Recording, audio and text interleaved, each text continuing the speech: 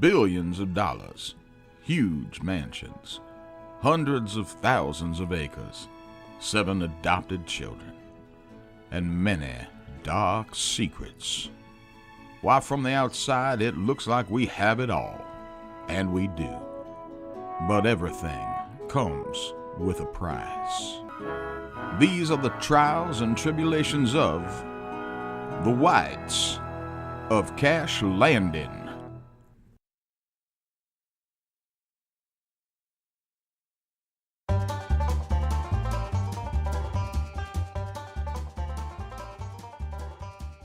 Well, just who in the hell are you people? My name's Roger Stein. I'm from the IRS office in Chicago. We're here to talk about your tax returns. Tax returns? Shut your mouth. I haven't filed a tax return in over 2 decades. Yes, 22 years actually. That's why we're here. I see that your company's paid you over $92 million in compensation just in the last 24 months and over $1.3 billion in the last 10 years. It's most likely more than that if you count the cash payments that come in from my offshore accounts. But I have them brought in the anal cavities of my illegal ranch hands, hypothetically. Right, why haven't you filed a tax return, sir? Well, now maybe you're just starting with the IRS, boy, but tax returns are for poor people. I have no need for any money I would be getting from a return. I figure you could all use that for those underprivileged amputees and headless crack babies and such. I mean, I'm not a monster, boy. Yeah. You wouldn't be getting a payment, sir. You owe us a huge sum of money. It's well over $125 million without interest or penalties. Is that based on a base rate that's equal to the yearly inflation rate, or simply a federal average per year? Neither, and that's really not on topic. We're well within our rates now to seize your assets and arrest you. My assets? Boy, my assets and my home are all exempt due to my status as a Native American Indian.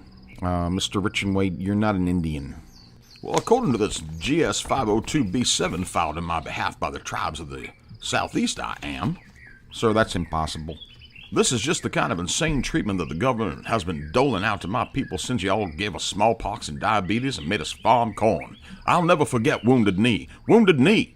Sir, you need to have a DNA test to prove that you're a Native American Indian. I doubt if you have one. Oh, really? Well, I do, and I am a full-blooded Native American. See here now. This says that I'm a direct descendant of running bear and skipping deer and gallivanting antelope. I'm not sure those last two are real. How did you get this? Like I get everything else, boy. I bought it. You bought DNA? It's called the dark web, boy. You might have heard of it. So it's not yours. It's my DNA by proxy. I own it. Sir, you can't own other people's DNA and use them. I told you, the dark web. Anyhow, I have over 50 Philadelphia Israeli lawyers in my basement that say it's legal. I will not be oppressed by your pale-faced lies. If you don't pay us, we'll be back with a warrant. Well, fine, but by the time you return, I will have this house and land designated as tribal land, built a casino, and be under the protection of the Native American Lands Charter.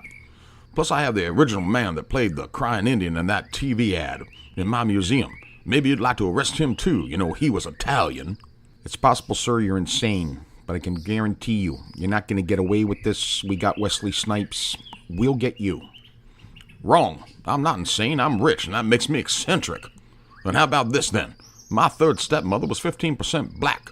I'm the son of a slave. By the time you get me to court, I'll be paying you with my reparations money. And my wife here, Kitty Pocahontas, Rich and White, is disabled. She has a dreadful fear of clowns. Now you get out of my American-made house and take your Malaysian-made iPads and your North Korean smartphones, too, you pinko commie beatneck.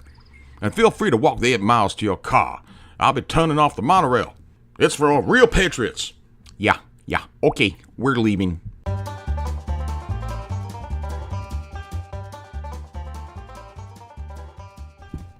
Oh, the nerve of those men upsetting you like that, Baron. Oh, Kitty, those cheap suits got my native blood boiling. Why, I'm already in a state over this zoning thing, and now this, my body's as moist as one of the Colonel's wet naps. You need to simmer down, Baron. Maybe you need some whale songs. Well, mayhaps I do. You're always thinking of me, you kind, sweet Southern belle. I think I will.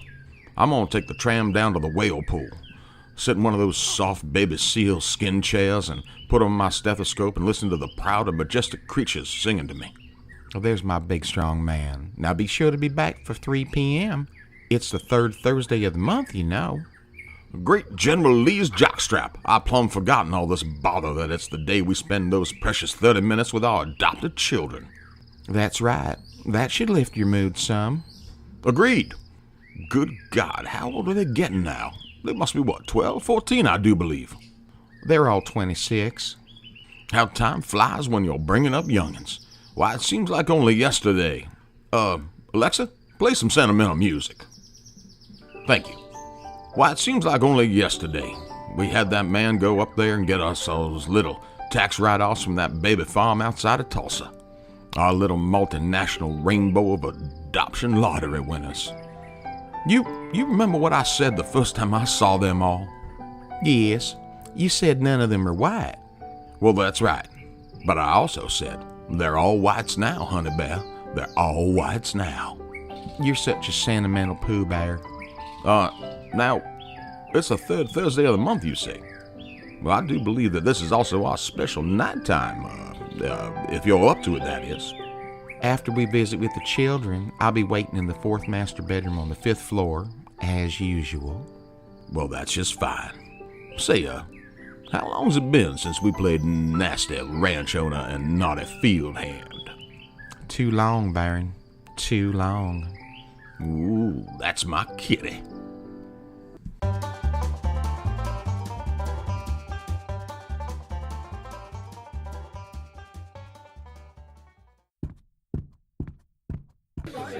Now, children, let's settle down here. Let your papa take a good look at y'all. Well, that's a fine group of young people. All right, let's line up now. Y'all know the drill. It's monthly hugs or cash time.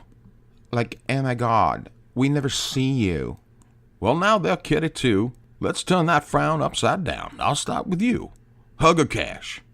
Like, I'll take cash. I don't like strangers hugging me. Well, that's just fine now. Here you go, sweetie. Here's $50K. Next. I'll take 25,000 and a handshake. Well, that's the way to negotiate there, Baron, too. How's things going with you, son? Well, I just found out that I'm gay. Well, I'm feeling happy, too. Oh my God. No, he means like he likes guys. Well, there's nothing wrong with that, as long as you marry a nice rich girl. Hell, we got enough money to build you a big, luscious, frilly gay closet. Say now, son, are you a top or a bottom? Well, I'm not sure yet. Well, you'll figure it out, and either way, the game needs pitchers and catchers, if you know what I mean. Okay, then, that's the top two. The rest of y'all gather around here in a circle. Alexa, play some contest music.